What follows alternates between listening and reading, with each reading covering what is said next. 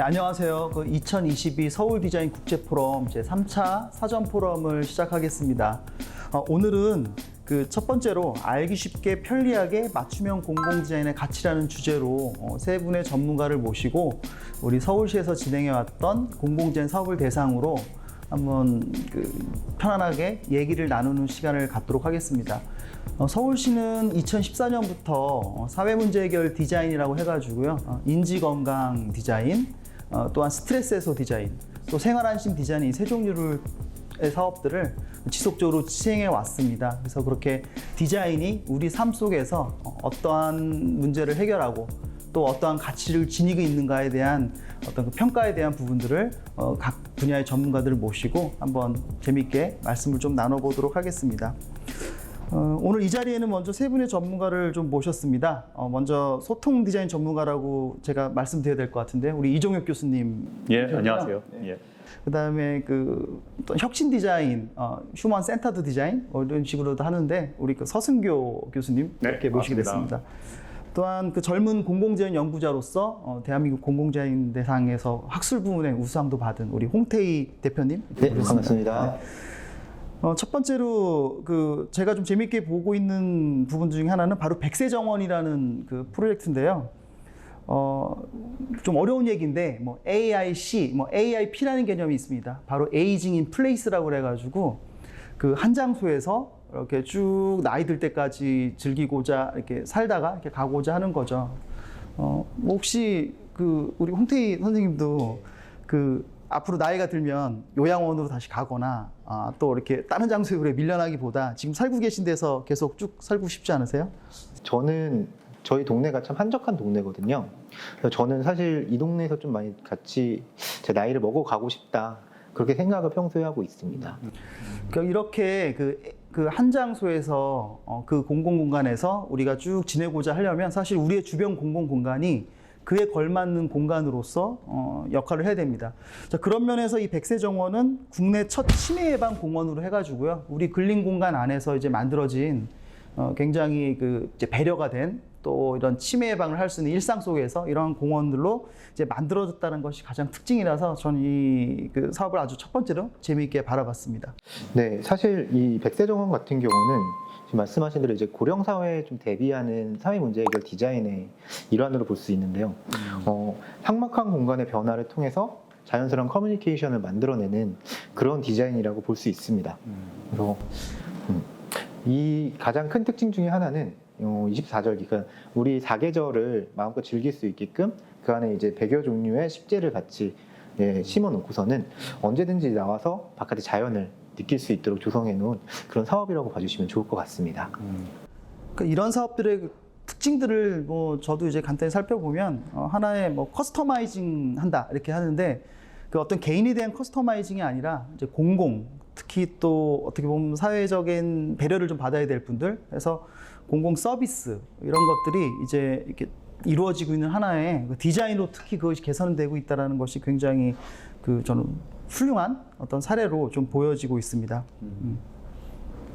사실 제일 좋은 게 365일 24시간 어떤 사람들이 모일 수 있도록 유도해주는 그런 건데, 특히나 이제 이 백세정원 같은 경우는 이제 그 중에서도 이동권이 약간은 제약된다라고 할까요? 그러니까 어르신들이라든가 이런 분들을 위한 다양한 시설을 통해서 시간을 가장 많이 지역사회 내에서 가장 많은 시간들을 갖고 계신 분들이죠. 이분들의 일상에서 이분들이 어떤 공원이라고 하는 정원이라고 하는 한 공간으로 이렇게 모일 수 있도록 해드린 부분에서 굉장히 의미 있다고 봅니다. 특히 저런 고령자와 같이 이렇게 특수계층을 사용자 관점에서 저희가 이렇게 좀 바라보는 것도 사실 쉽진 않은데 어떻게 보면 제가 직접 고령자가 되지 않은 입장에서 저런 계획을 한다는 건 쉽지는 않을 것 같거든요. 그러한 좀 사용자 관점에서 보는 것들도 굉장히 중요할 것 같은 생각이 좀 듭니다. 사실 이런 백세정원이라고 이제 이름이 붙여져 있는데 백세정원이라는 말이 굉장히 저는 와닿는 것 같아요. 그래서 단순히 고령자만을 위한 정원이 아니라 누구나 참여할 수 있는 그런 정원이라는 생각이 들고요. 그리고 이제 고령자만을 어떤 디자인의 대상으로 삼아서 연구한 것은 아닐 것 같고, 그러니까 많은 다양한 사용자들, 그 지역에 사는 많은 사람들을 연구를 통해서 이런 아웃풋이 나왔다는 것은 굉장히 긍정적인 모습이라고 볼 수 있을 것 같습니다. 아무튼 우리 삶 속에 우리가 아는 그 일상 공간 안에서 이렇게 뭐 예쁜 공원 또 편안한 공원도 좋겠습니다만 이렇게 어떤 맞춤형 그래서 우리가 뭐 치매를 예방할 수 있고 그로 인해서 우리가 특별히 뭐 이제 아파서 또 다른 공간으로 이동해야 되고 그런 게 아니라 이제 그런 것들이 우리 삶 속에서 이루어지는데 이러한 그 디자인이 역할을 하고 있다라는 건 굉장히 좀 고무적인 거라는 걸 느끼고 또 여러 전문가들 말씀을 통해서 의미가 있는 어떤 사업으로 좀 보여지고 있습니다. 또 그런 것과 더불어서 사실 이제 고령화 얘기가 나와서 좀 하나 또 말씀을 드리면은 경로당이라는 게 사실 우리 주변 공간에 많이 있잖아요. 그래서 경로당이라는 이미지가 사실은 이렇게 나이가 드신 분들만 모여 있는 뭐 이런 공간 해서 너무 이렇게 경직되게 우리 공간에서 있는 것 같아요. 그래서 지금 우리가 지금 보여지는 이 사례 화목경로당 같은 경우로 우리 유니버설 디자인 사업으로 진행된 굉장히 그 훌륭한 사례로 좀 보여지는데요. 저는 이걸 좀 재밌게 본 건 뭐냐면 기존의 그냥 어떤 평범한 UD 관점, 유니버설 디자인 관점, 단차를 없애고 뭐 글자 크게 쓰고 하는 그런 1차적 단계를 넘어서 시민체험단이 직접 2차례에 걸쳐서 이 문제점을 발견해서 굉장히 아주 미시적이고 정말 필요한 이런 것들이 좀 적용된 것으로 보여지는 게 전 이렇게 좀 다르게 생각해 볼 수도 있고 좀 어떤 특정 문제를 발견할 수 있겠구나 이런 부분들을 좀 재밌게 봤거든요. 네. 예, 사실 이 사업 같은 경우는 좀 사용자 중심, 그러니까 배려 디자인이 좀 많이 들어갔다라고 저희도 사업 쪽에서 많이 생각을 하고 있습니다. 기본적으로 저희가 겨울철에 제일 좀 잡기 힘든 부분이 겨울철 손잡이인데 그 겨울철 손잡이를 항상 따뜻하게 만들어주거나 아니면은 어른들의 삶의 습관을 좀 파악을 해서 보통 좌식 생활을 많이 하시는 어르신들이 그런 걸 좀 더 편하게 이용할 수 있는 시설이라든지 그리고 보통 이제 나이가 드신 분들, 그러니까 고령 그 분들이 그러니까 허리를 굽히시거나 하시기 좀 힘드시다 보니까 모든 서랍장을 위쪽에서 꺼내거나 뭐 밑에 허리를 숙여서 하는 게 아니라 그냥 자기가 서 있는 위치에서 바로 꺼낼 수 있게끔 사용자를 좀 배려하는 디자인을 적용한 사업이라고 저희는 좀 생각을 하고 있습니다. 사실 백세정원도 그렇고 이 화목경로당도 그렇고 그 디자인의 수혜자라고 하는 분들이 어떤 요구를 해서 만들어지는 그 결과물들도 있지만 대부분이 그 어떤 디자인의 수혜를 받는 그 대상들의 주변 이해관계자들 또는 그 지역사회 또는 커뮤니티 공동체 내에서 그들을 관찰하던 사람들의 시각에서 더 좋은 솔루션들이 나올 수가 있거든요. 아마 그래서 우리는 이제 뭐 서비스 디자인도 하게 되고 또 주변의 어떤 전문가들과 함께 어떤 일종의 집단지성을 통한 또 결과물을 도출하기 위한 과정을 거치게 되는데요. 그런 사례로는 이 화목경로당도 작은 그 해법들이지만 결국 그 과정을 통해서 주변이 디자인 수혜자에게 줄 수 있는 솔루션을 발견했다는 측면에서 굉장히 의미가 있는 것 같아요. 제가 봐서.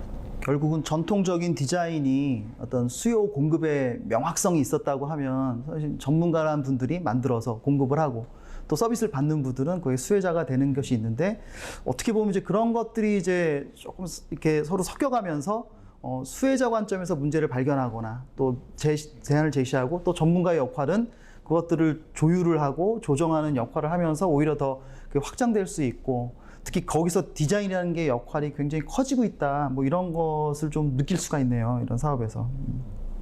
화목경로당에 지금 설치되어 있는 디자인 구조물들이나 시설물들 이런 것들이 단순히 어떤 그런 노인분들의 어떤 육체적인 그런 약점들 그런 것들만을 보완하는 의미만 있는 것은 아닌 것 같아요.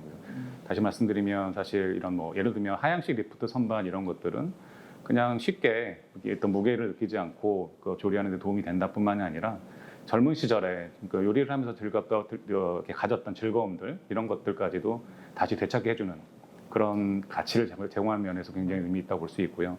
뭐 이런 그 이 보행기를 보완하는 공간이라든지 핸드레일 이런 부분들도 젊은 시절에 내가 자유롭게 접근했던 그런 역량들을 다시 한번 가질 수 있도록 해준다는 점에서 굉장히 의미가 있다라고 볼 수 있을 것 같습니다. 또 그 이제 화목경로당이라고 이름이 이제 네이밍이 돼 있는데 이제 수사적인 저런 표현도 전 중요한 것 같아요. 그러니까 이게 그 동네 이름을 따서 그냥 기능적으로 이름을 하는 게 아니라 사실 화목이라는 말 그 우리가 이렇게 요즘 잘 쓰지 않고 그런 게 한데 그런 데서 주는 이미지 같은 것들도 하나의 그 커뮤니케이션의 중요성이지 않을까 또 이런 이 경로당 이름을 보면서 또 그런 생각도 드네요. 아니, 당연히 이건 매우 중요한 것 같고요. 그러니까 디자인에서 어떻게 보면 이것도 그 우선 하나의 브랜드의 개념을 도입한 거고요. 또 하나하나 개별의 어떤 솔루션들이 가져오는 그 결과들이요. 그 결과들도 중요하지만 그런 과정에서 기존의 이 시설들이 갖고 있던, 예를 들면 경로당 그러면 우리가 갖고 있던 고정관념들이 있거든요. 일종의 그 스티그마라고 할 수 있는 편견을 깨는 데 있어서도 저런 요소 하나하나가 굉장히 중요한 역할을 수행했을 거라고 보여집니다. 앞으로의 경로당은 어떻게 보면 정말 그 고령자분들만 모이는 게 아니라 그렇죠. 저같이 젊은 사람들도 가고 싶은 조금 더 이게 더 한 발 더 나갔다면 사실 저 경로당이라고 하는 저 네이밍 자체에 대한 뭔가 변화를 주기 위한 발상의 전환도 필요하지 않았을까 그런 생각도 들어요. 네. 그런 관점에서 본다면 저는 이제 화목경로당을 봤을 때 앞으로 미래의 모습은 우리가 과거의 마을 어귀에 있는 그런 평상 같은 느낌이 되어야 되지 않을까. 그래서 노인분들뿐만이 아니라 젊은 분들 혹은 이제 그 근처에 사신 모든 분들이 참여해서 같이 소통하고 화목하고 정말로 화합할 수 있는 그런 장이 되지 않을까 하는 생각도 해보게 됐습니다. 정말 유니버설이라는 것을 진짜 지금 교수님 말씀처럼 누구에게나 개방돼 있어서 접근성이 굉장히 확보되어 있어야 되는 그런 면이 있는데 앞으로 경로당의 그 이런 사업들이 이제 그런 색깔들을 많이 변해가지 않을까 생각이 드네요. 그런 접근성을 생각하다 보니까 이제 또 그 좋은 사례가 또 떠오르는데요. 그 이번에 서울시에서 그 유니버설 디자인 적용 지침에 관한 고도화 이렇게 사업이 있었는데 뭐 쉽게 말씀드리면 유니버설에 대한 컨텐츠에 대한 접근을 유니버설하게 아주 극대화시키는 거거든요. 그래서 두 가지가 이루어졌는데 이제 하나는 우리가 아는 그 유니버설 디자인 가이드라인이나 이런 것들을 여기 있는 이렇게 스마트폰으로 쉽게 접근할 수 있게, 그리고 또 이 안에 텍스트들이 원하면은 번역이 다 돼가지고 거의 모든 언어로 이제 볼 수 있게 돼 있더라고요. 그래서 그런 부분들. 그리고 또 이 코로나 때문에 이 비대면 시대 때 이러한 유니버설 디자인 환경을 직접 경험하기 좀 어려웠던 것들을 체험하기 위해서 저런 온라인 체험 경험 도시를 만들어서 하는 그러한 접근들. 어떻게 보면 유니버설 디자인 컨텐츠에 대한 것들이 많이 연구돼 있었는데 정말 거기에 접근하기 위한 그 길은 되게 기울어진 어떤 플랫폼을 갖고 있었다. 근데 이제 그 유니버설의 좋은 콘텐츠를 접근하기 위한 그 기울어진 그 플랫폼을 평평하게 만들어줘서 정말 장애 없이 접근할 수 있게 했다라는 것이 아주 굉장히 좋은 사례고, 또 이게 또 올해 아마 공공재생 대상 최우상도 이제 그래서 수상한 것 같아요. 굉장히 좋게 보고 있습니다. 이 내용도. 네, 사실 그 전문가들이 주로 보는 자료라고 생각을 하거든요. 유니버설 디자인 가이드라인, 유니버설 디자인을 어떻게 적용하고 어떤 법에 의해서 하는지. 근데 사실 저희가 일반인들한테 가장 설명하기 어려운 것들이 유니버설 디자인 같은 개념들이거든요. 당연히 보편화돼야 되는데 이게 왜 필요하냐. 근데 이거에 대한 접근을 하기가 평소에 되게 어려웠지만 교수님 말씀대로 누구나 쉽게 접근할 수 있는 그런 플랫폼을 만들었다는 것 자체가 정말 유니버설 디자인의 유니버설화, 정보의 모든 일을 고를 배려하는 그런 디자인의 영향이 있지 않을까 그렇게 생각을 해봅니다. 이게 만들어짐으로써 사람들이 내가 문제로 느끼고 있던 것들을 디자인으로 해소할 수 있다라고 하는 좋은 뭐랄까요, 동기부여, 자극제, 그런 역할들은 이제 접근이 쉬워지고 또 체험할 수 있는 영역들이 확대된 거기 때문에 충분히 뭐 전 시민 아니면은 우리가 접근 가능한 모든 그 국민들의 어떤 디자이너화가 가능해지는 하나의 플랫폼으로도 역할을 할 수 있다라고 또 조금 더 확대해서 해석도 가능하지 않을까 생각이 됩니다. 네. 예.